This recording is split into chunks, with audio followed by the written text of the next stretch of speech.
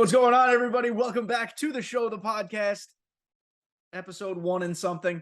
I'm going to answer the first question you have if you're watching on YouTube. Thank you, first of all. Right off the rip. Yes, this is the same thing you watched in the last episode. I am wearing the same Yankee jersey. We are mere not long-ish away from ALCS Game 1, and I wear this every playoff game. So leave me alone. But also, the second thing that you are very much noticing is that we have a friend here. Friend, would you like to introduce yourself? What's up, guys? Friendly neighborhood, the greatest MLB The Show player of all time, patent pending D3 Structive dude is here today. That's right. He is excellent at being excellent at MLB The Show. He is so graciously given me his time tonight to record an episode of your maybe second favorite podcast. So thank you so much for listening. Thank you for being here. And we're just going to riff. We've got like really nothing planned. We're at a state in MLB The Show where I think you've heard everybody pretty much say how bukkake this game is. But in your opinion, how bukkake is this game? You know, I think it comes down to a few points that I have genuinely about the whole game experience. What frustrates, I think, myself and a lot of players, and I've talked to, smaller streamers than me, I've talked to bigger guys than me, I've talked to people on the same level, is that the transparency level that we have with SDS, I think, is what really ruins the game for a lot of different people. It's gone. We used to have some. Exactly. It's gone. And I made a rant video a while back on Twitter that took off. Digital Champion makes those. by the way. Yes. Thank you. I love DC and I are good buddies. So he made Digital Champion. So he makes a lot of those. And I made one. And, part of the thing that I ranted so much about was when I started playing Diamond Dynasty in MLB 20, it was my first time ever playing it. I'd watched people play it on YouTube. And I got introduced to guys like Kevin God and Dimu. And I was like, seems really interesting. I love baseball. I've never played this sports game online. Let me give it a shot. And MLB 20, I think, was both the best and the worst time to get into MLB The Show Diamond Dynasty because 20 it was perfect. It was great. The content was there, especially with a shortened season of 60 games for the MLB season. Mm-hmm. We had good content. The gameplay felt nice. And then you jump to 21, and I stopped playing after like 4 months. I was like, I can't do this anymore. This makes me want to put my head in a wall. What's going on? There's no kind of communication online. There's no patches to fix things. I was like, I thought this was better than 2K and EA Sports. Apparently, I was wrong. Who would have thought? And I was really frustrated. And then I was like, you know what? I'm going to really try and do this content thing. And it's a tale of two halves because if you look at like where I've gone, if you're just looking at raw numbers from the time I started really taking YouTube and TikTok seriously back in April, we've just grossed an insane amount. It's the love that I've had by meeting new people like you, Kenny, and a bunch of other guys in the community has been insane. The problem is that I don't want to play this game anymore because it's just not fun to me. Yeah. And a lot of that has to do with so many other things that are out right now. There's a bunch of different games that are out that I'm enjoying, things on the horizon that I want to play. And no matter how many cards they put out, how much cool content there comes to the game, at the end of the day, it's all sprinkles on a crap sandwich. And when you don't address core gameplay issues that we've had and that the community has outreached on, and it's just everybody, right? It's not just even like the top 1%. It's not just your criners that are complaining. It's across the entire spread of players, from people playing on beginner to legend 24/7. Everyone has something to complain about. And when you double and triple down, like, there's nothing wrong. Oh, the game's great. We looked at another 12 billion swings yesterday. Oh, yeah. Like, look at all these swings, guys. Listen, I don't know what swings you are looking at, man. Because I'm telling you something. They're looking at CPU-only swings, maybe. I don't know. Exactly. Like, my swings, when I'm playing Road to the Show on beginner difficulty at blank canvas with my PCI locked at the bottom, hitting tanks to get XP at the beginning of the year, shouldn't count towards Diamond Dynasty swings. And I get, too, there's so many different factors, right? This is probably one of the one sports games that's so difficult to make perfect. And at the end of the day, it should be a video game. But to completely sweep it under the rug, similar to what they did last year with freeze glitching. We had freeze glitching the entire year. Yep. And not one time SDS was like, we're trying. Like, they could have just said that. It would have been fine. But no, they just like, they don't acknowledge it. And I think that's part of the issue that I have is not acknowledging the problems really frustrates the absolute piss out of me and everybody else. What's so unfortunate for me I am not sitting here saying I'm a baseball purist and traditionalist, because I'm not. I think we should, explore and do some creative stuff. Exploration never hurt. Exploration never hurt a fella. But baseball is a 9-inning game, and I love that they have so many of these shortened modes, events, BR, this and that. But in games past, 20 really more so, ranked seasons was my bag. Was I good at it? No, I didn't get good at it until like midway through 20, when I got a monitor, when I figured out how shit works. But I have become an events demon.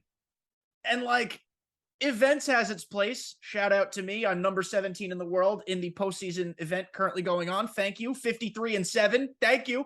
But I wish I was playing more ranked seasons. It's just so shitty. And the experience is never fun.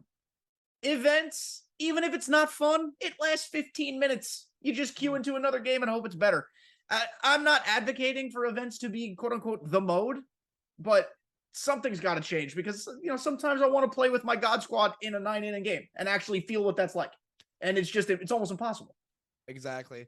What I think this too is just the stark contrast of how ranked works with, so many people quitting out games, and then you throw, 2 pitches. I played a game for a video not too long ago where I was like, I'm going to use this Roy Oswalt, this 99 Roy Oswalt that looks butt naked nasty. I throw 3 pitches with him. The guy quits. He's out of energy. And I'm like, okay. So you can't use him again. That's it. Yeah, I got to play 5 more goddamn games. Well, so it's funny. So I've said this before, and like, maybe I'm stupid, or maybe it's too logical. But hear me out here. I'm hearing you. Let's just call the pitcher stamina bar 125, right? That's what it maxes at. What if, now, crazy fucking idea, what if that meant 125 pitches, and every pitch you throw just ticks one off, and like, you get to the end, it's like, oh shit, here's pitch number 126. I don't know where it's going, but my energy's fine. Like, wouldn't that be kind of, I don't know. Maybe I'm not thinking deep enough, but I don't know. It seems too obvious to me. It might be a good idea, but like you said, I think that exploring these options is something that needs to happen. And the elephant in the room too is this happens with every sports game, right? Yes. You have, FIFA, 2K, Madden, Chell, MLB, PGA. They all, well, maybe not PGA as much, but like all these games have the same issue where you release the game, and then depending on the size of the company, you really have like a month to kind of hone in what's working, what's not, how can we change it? Because the unfortunate situation is that a lot of these men and women that work on these games have to get them pushed to 23, right? Mm-hmm. So after a month of working, like, yeah, of course the content team's gonna be pumping out stuff because they got to work on, cards and attributes and things like that. But the gameplay team, the mechanics, they're working to make the game actually play. They're long gone already working on, 23. They've been working on it since probably May, even before that, so that's also part of the issue too, is that because SDS isn't, this big conglomerate like EA and 2K, were like, okay, if something's like literally yesterday, earlier this week, or maybe it was last week, there was a patch to nerf some shit that was going on in FIFA. Pardon my French. You already said it. So we speak French here. It's fine. Okay, thank God. There's some like glitchier stuff that's going on in FIFA that wasn't intended, and because EA is so big and they have Madden and NHL and like FIFA and all in different parts of the company, we get gameplay patches, which is really nice. Now, granted, did it fix anything? No, I went 0-7 in Rivals yesterday. I don't want to talk about it. But at least, which is weird for me to praise EA, but at least in those games, there are gameplay updates. Yeah. And I'm not saying they're very few and far between, but again, it harps on we need to get a way to feel like we're being heard.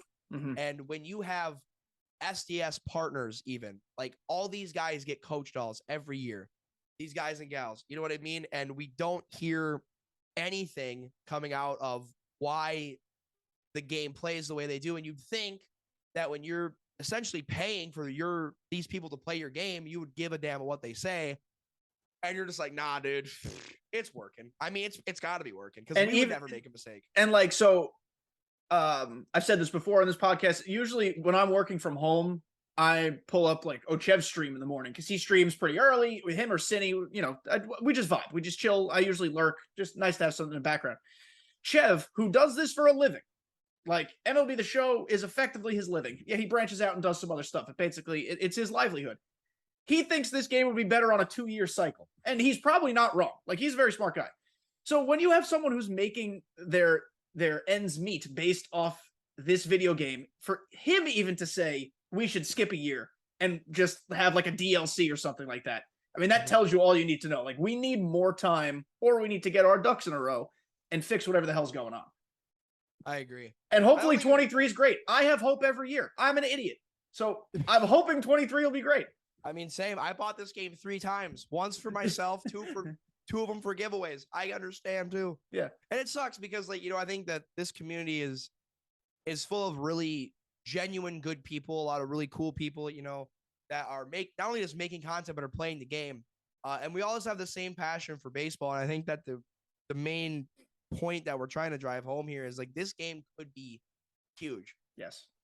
But unfortunately, SDS just doesn't want it to be as big as it could be. I think a lot of that too, I think part of it too is their content cycle is so much different. If you look at like Madden and FIFA and Chell and 2K, and if you want to throw in PGA, you can. You throw in all of those games, all 4 to 5 of those sports are happening at the same exact time. Mm-hmm. So each of these games has to constantly pump out updates and content to keep their players wanting to come back. By the time MLB comes out, NFL season's already over.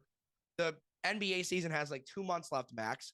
And let's be honest, a lot of Americans don't give a fuck about European soccer where all the good guys are playing, right? I've never played FIFA, so which is fine, right? Yeah. But like in reality, when MLB The Show comes out, you have a monopoly of like people that want to play a new and fresh sports game and just sink their teeth in, because for a lot of them, they don't have anything to look forward to until NFL football season starts again. And so I think part of it is complacency, where they're just like, listen, they're going to play our game anyway. Why would we want to make it better if they're just going to keep playing? And if they have a monopoly on it too, because there isn't another baseball competitor, which is an entirely separate conversation. A lot of those other games don't really have competitors either, but they have had them more recently. Exactly. Right. And that's just it. Is when PES was a thing, PES was the worst soccer game than FIFA, but at least it was there, right? When everybody remembers what happened in 2005 when 2K decided to release NFL 2K5 for $20, and Madden was like, EA were like, oh my God, we have to release Madden cheaper, so they move it at 30, and now we have this whole rights issue, right?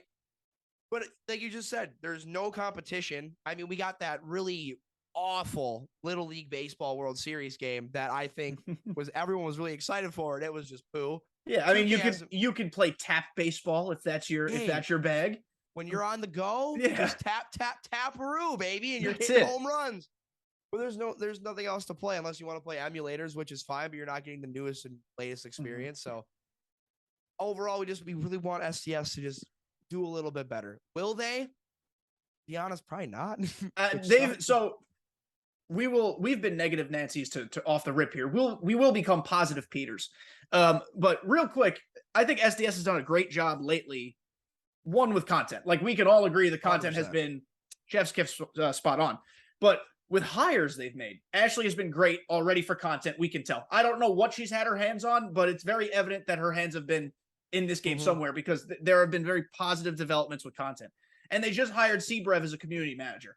I don't know if he's even really started yet, how much he's in the weeds, but that in itself is going to be great for having our voices heard. I would hope so anyway, because he's one of us. He's been one of us. Exactly, 100%. I think those hires are very solid. I don't care what anybody says. I know there was a lot of, skepticism when Ashley got hired. And to those people, I say, take 2 of these, call me in the morning. I mean, Ashley's doing a really good job. And yeah, like I said, there are shining spots in this game. The content, since I've started playing in 20, has been incredible. I mean, it even though my want to play the game because of the gameplay mechanic issues is low, the content that they pump out is very, very good. There's something, it's one of the few sports games that I've really ever played that's had a card collecting multiplayer mode where it truly feels like anytime you load up into a ranked seasons game of MLB The Show, you are going to see a completely different team build from everybody else. And I think that that's really cool that they are constantly making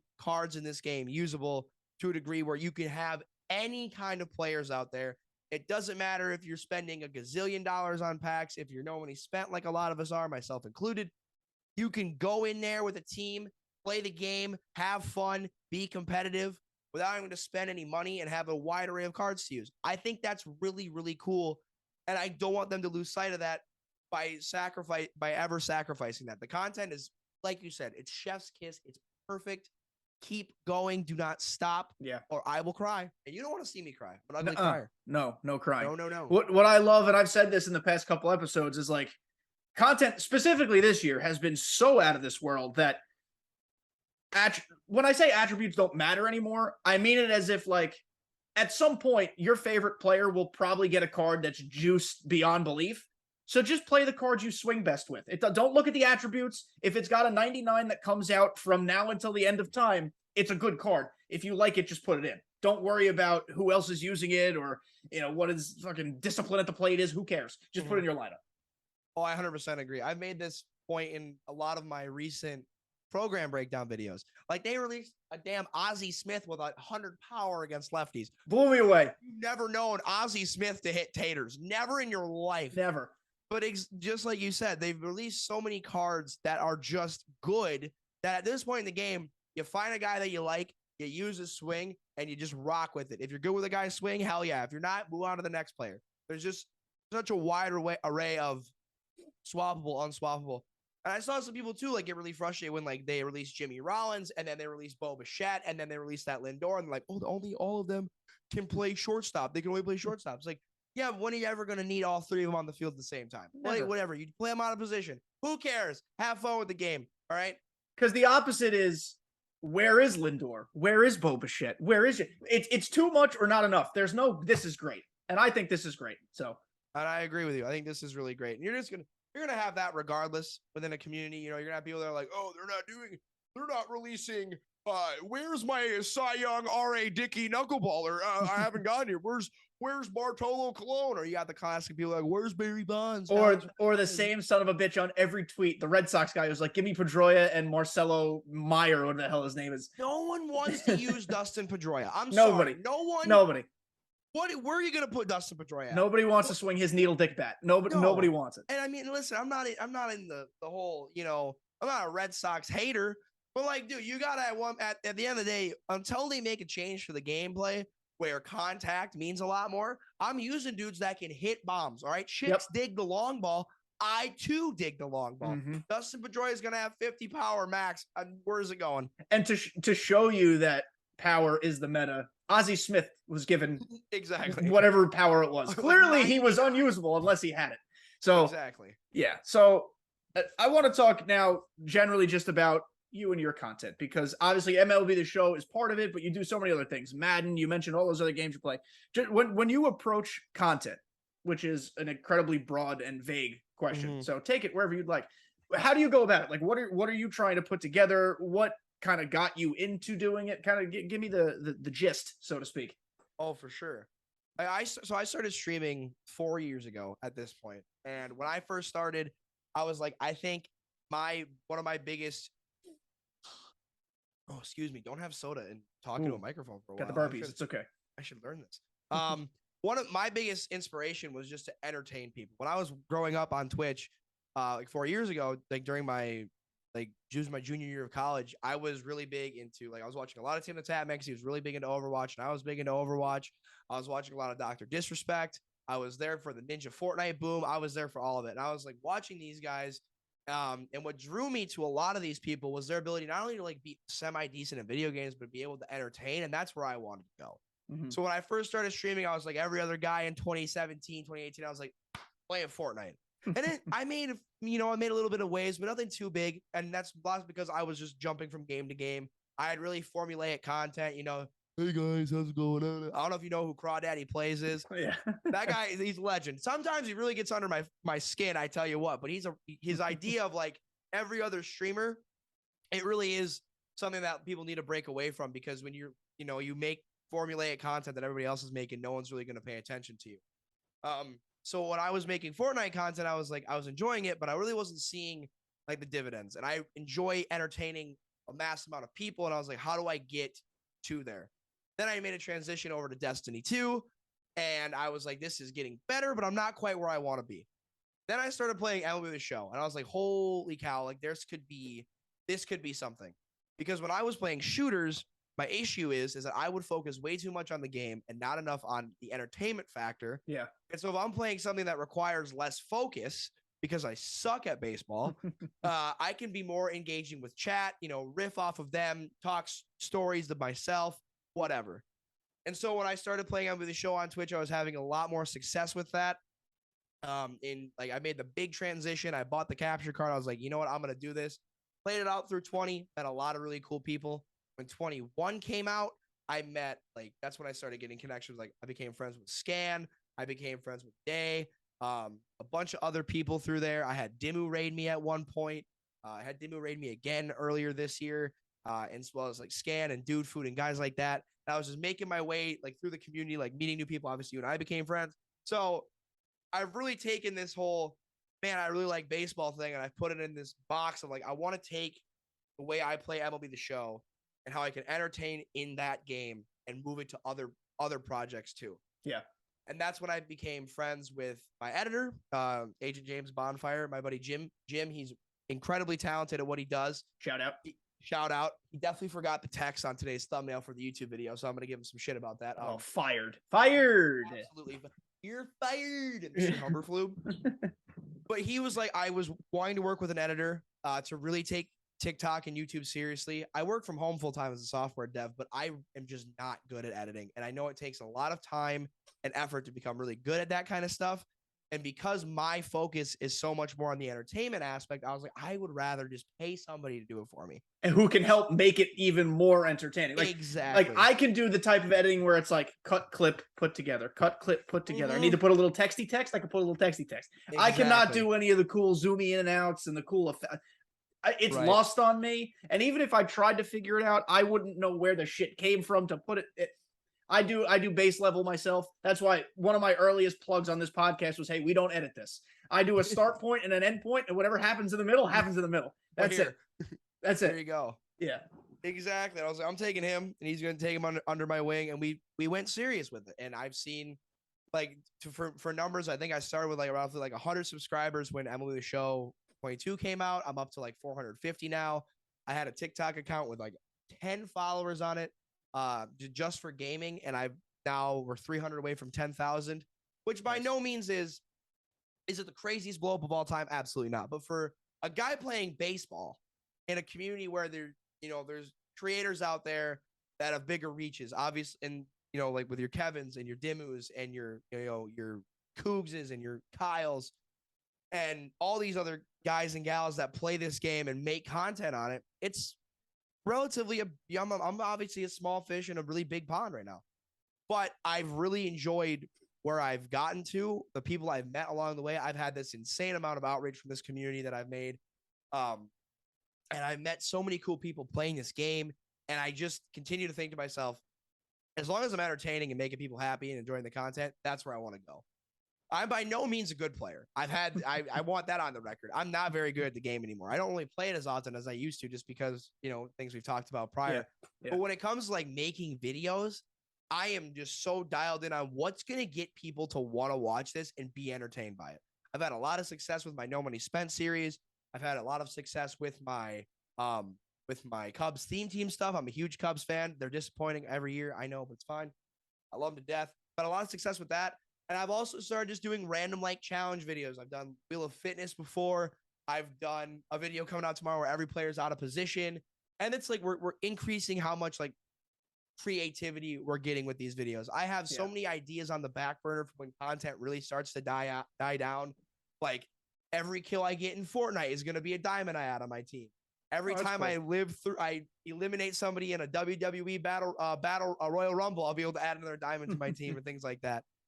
And so it's constantly trying to get the creative juices flowing, because when you get in front of the camera and you do, hey guys, here's my Jimmy Fox 99 debut, there's nothing wrong with that kind of content, but there's so many people that are already doing that. You know what I mean? And I think that people need to realize that when you're getting into the content space, because it's so saturated now, you have to be able to bring some sort of originality ideas to the table, be extremely gifted at the game, or get really lucky.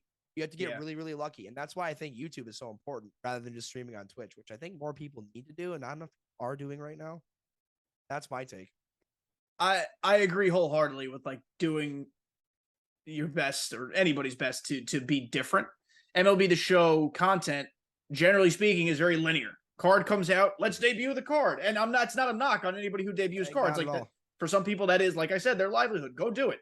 But it becomes every video is the same. The only thing is different is how you did with the card.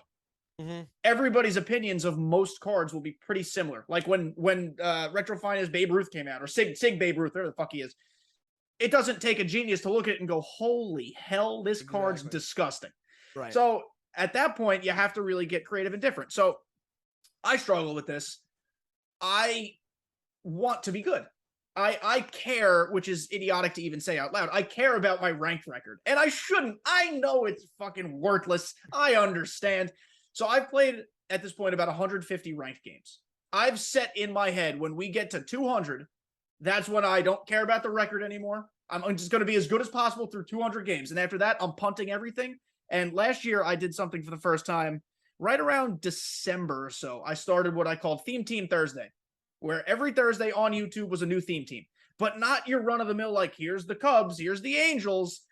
I would have my chat pick wild shit to make the themes. The first Theme Team Thursday I did, or one of the first, was it was like right after Betty White died. Rest in peace, Betty White. All right, never forget. I did a Betty White theme team where it was players who wore the number 99 because she was 99. It was people who like had a last name of White or had some connection to her life. Just completely outlandish and ridiculous. Then we did like a Spider-Man theme team. Anybody who was like Peter Parker or whatever. Animal nicknames theme team. Like, just, is it like the most ridiculous thing you've ever heard? No, but I don't think anyone was doing something stupid like that. So like, that was my way to at least have some fun with chat. I let them pick a lot of the time the cards I use to fit the theme team, or we built it together as a little community that I have. So it's fun and it's different. It's just unfortunately not very viable when you're trying to win games on the path to World Series. So that's why, going back to my original point, how I hate ranked seasons, I'd love some other type of 9-inning competitive mode, like, or a truer competitive mode and then a lesser 9-inning mode, if that makes sense. Because I want to have fun with the content. I enjoy streaming. I did take a little streamcation currently as we're recording it this week. When you're listening to it last week, took a little streamcation just to kind of dial myself back in. You know, it's healthy to take little tiny breaks here and there. Absolutely. Not going anywhere long term. Don't you guys worry about that. But you know, I want to get to a point where just every time I hit go live or every time I hit record, I know I'm having fun, because I'm not doing this to make money. I'd love to take all of your money, but I'm not doing it to make money. I'm doing it because I enjoy this. Yeah, pay me. I play this game regardless of whether you're going to watch me or not, so I might as well just hit go live. And if you guys want to come chill, we come hang out. So that's kind of been my philosophy with all of it. I think it's a good philosophy to have. There's a TikTok, there's a creator named Microwave. He's a Fortnite creator. And I remember I really enjoy his content. He's fucking hilarious. I remember he had a video where he's like, a lot of people who make like Fortnite content, right? There's so many people that will go in and they'll do edit course 200 pumps. Like, that's just what they do. Like, they have Juice WRLD blasting in the background, and they'll do that. And he was like, listen, you have to understand that if that is your content, no one's going to watch it. You have to have that mentality, because if someone wants to watch some crazy cracked person play Fortnite, they have guys like Ninja, Booga, Clicks, all those kind of guys already out there that they're just going to watch because they're already bigger. They already have higher production value, things of that nature. And I took that and I was like, okay, I need to do something with my content that's similar to like make it more entertaining. And I don't think I've done like an actual like big like basic card debut video all year. Now, sure, there's times where like with my Nobody Spent videos, I'll take cards that we've gathered from like, you know, programs and, you know, lightning diamonds, like the Bo Bichette video I just did, or a couple things like that. Those are really the only time that I'm doing like raw player like debuts. Yeah. Otherwise, I'm sticking them in the Cubs team somewhere, or I'm doing like all switch hitting teams, the out of position guys, dudes that are all AARP card holders, like the old fuckers, right? Yeah. And I think that, you know, while that isn't necessarily like, you know, that's not reinventing the wheel or anything. It at least gives me the opportunity to maybe take ideas that not everyone's doing and try and push that out there. But overall, it's just, you take what you're good at and you want to be entertaining. And I totally understand what you're saying, because you're playing the game. You might as well go live. If people want to watch, let's fucking do it. If they don't, oh, wow. Hope you have a great rest of your day. Yeah. I'm totally in that same mental space. I just want to have fun with the game, enjoy it, meet new people, maybe make $1 trillion. I don't know. And like, so this is something that I think a lot of people who don't create content, it sounds like so icky almost saying that sometimes, because people just laugh at it. But like, some people think it's so staged and so fake, and like, this is not how we are in real life. This is how I am. I just speak what's on my mind. I say bad words. People look at me funny. Like, that's me. But when you do create content, especially with some of the crazier theme team builds, you're trying to put yourself as a creator in the situations that will yield the craziest shit for you to react to. You're not manipulating it, and you're not doing weird things on purpose, but you're trying to set yourself up for like that one TikTok clip you're going to get, or like that one time you're going to rage for some reason because you have to use Burt Blyleven in a ranked game or some nonsense like that. So there is a lot of creativity and like behind the scenes thinking that I don't think people realize. Like, no, we're not faking it, but yes, we're trying to wiggle our way into something stupid, Exactly. Well, and so many people too, I think, are like, oh, I had a guy get mad at me because I was clapping into he's like, oh, you're clapping into your microphone. That's just clearly staged. Or like, I got mad at me because I posted a clip of some bullshit that happened in Madden where like Russell Wilson was looking off in one direction, then just randomly spun around through a perfect dot to a receiver. I was like, what the fuck is this? It was like, oh, dude, it's a fucking video game. I get that it's a video game. Yeah, but no like, shit. What's more entertaining? Me freaking out and talking about, or like, oh man, what a weird pass by Russell Wilson, guys.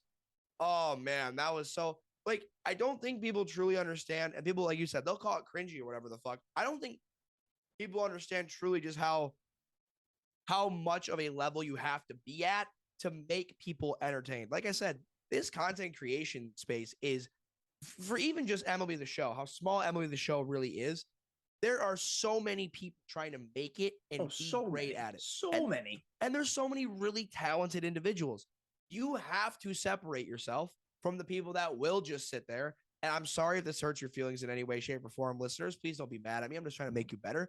Don't just sit there and like, oh man, what a swing, what a home run. Yeah, crazy. Oh, like, wow, he really got that one. Yeah, he really got that one. Like, I'm not gonna lie to you. I'm surprised I haven't got a fucking noise complaint yet from my neighbors. When I hit a home run, I am fucking screaming my dick off, getting amped, because that's what it's like to be amped. You have to be entertaining. You have to be at that level, because if you're not, no one's gonna watch your shit.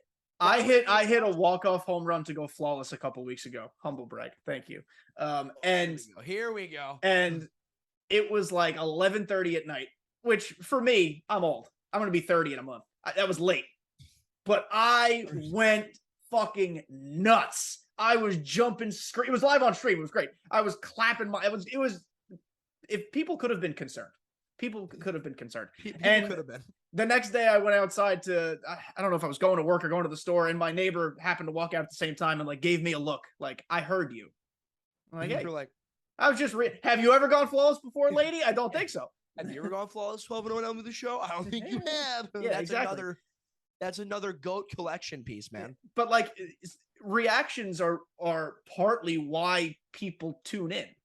Like, yes, it's the commentary. It's how you interact with chat. It's this, that, and the other thing. But like you said, if I hit a walk-off home run and just went, yay, people are going to be like, are you like a sociopath? Like, what's wrong with you? Exactly. I totally agree with that. It's, people need to find like that middle ground and just understand that while, like you said, it's not staged, we are doing our absolute best to want to, like, entertain people. Because if you're not rewatching your own content to look at like what you're doing well, what you're not doing well, you're really setting yourself back. Like, I watch all my videos back. And I'm like, yeah, this is entertaining to me. I would watch, like, if I was not me, it was somebody else, I would watch my videos. I wouldn't just be like, oh, this guy's just like, which to me, I think adds an extra level of, I find myself entertaining. Narcissism, don't give a shit. But I think other people obviously find myself entertaining as well. And if you're growing on like social media, which is not easy to do, but if you're doing something that people like, you're going to see those dividends pay off. Like I said, I started with a TikTok account of quite literally 10 followers that I made the day MLB The Show 22 came out. And I've grown it to almost 10,000, which again, people have grown faster than me, further than me. That's fine. I don't care about them. What I care about is me and how I'm growing. And what I'm doing seems to be working. Could I make better strides? Absolutely. I could do infinitely better stuff that maybe is, going to yield better stuff yield better growth in the future.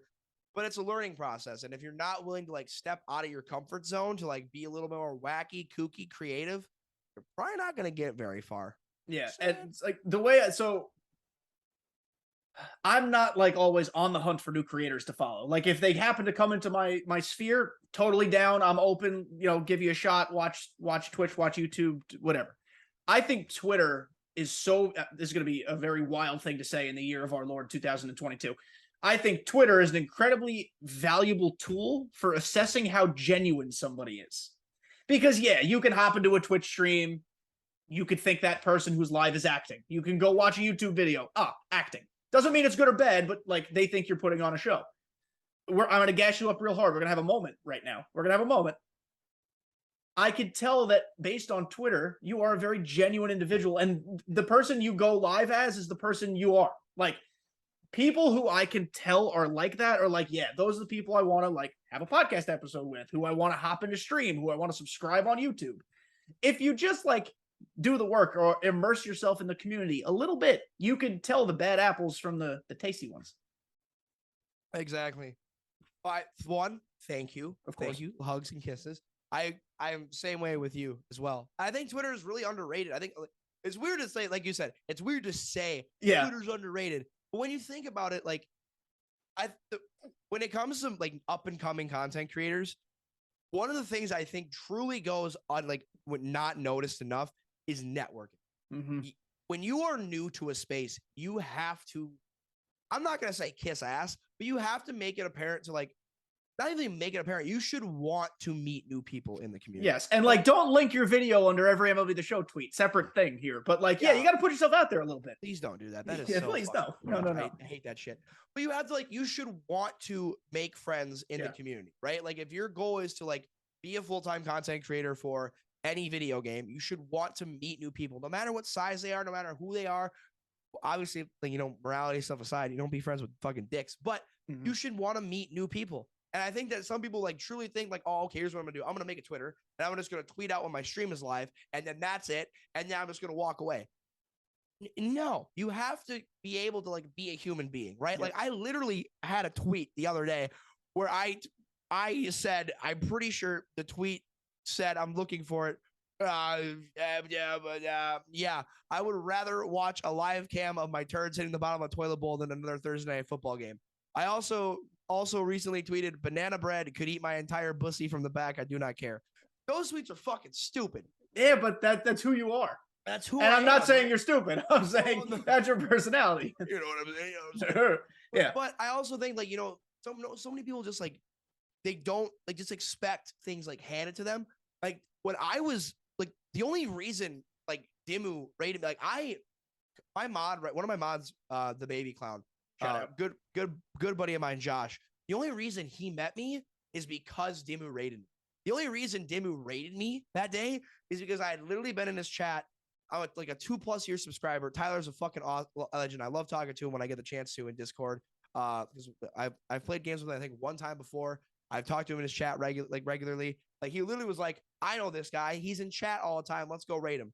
And he literally just sauced me a fucking rate of like 2,000 people. He is like the literal MVP of our community. So exactly. Like the dude's an absolute fucking legend.